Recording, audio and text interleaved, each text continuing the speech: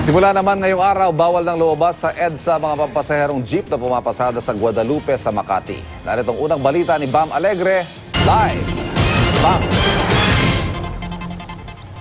Ivan, narito tayo sa panulukan ng P. Burgos Street at EDSA Guadalupe at pasado alas 5 ng madaling araw, nagsimula na mga enforcer ng MMDA at ng lokal na pamahalaan para gabayan yung mga jeepney driver at maging yung mga pasahero dito sa kanilang bagong rerouting scheme. Bawal na kasi nga lumabas yung mga pampasaherong jeepney dito sa EDSA at may mga karatula rito na nagsasabi nga ng ganitong bagong polisiya.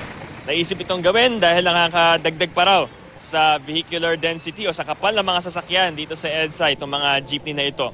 Halimbawa dito sa Guadalupe, Makati, lahat ng mga jeep na galing sa Magsaysay Street hindi na nga pwede lumabas ng EDSA. Sa halip, sa P. Burgos Street na lang sila at kakaliwa sa P. Victor Street para makarating sa Guadalupe ilalim.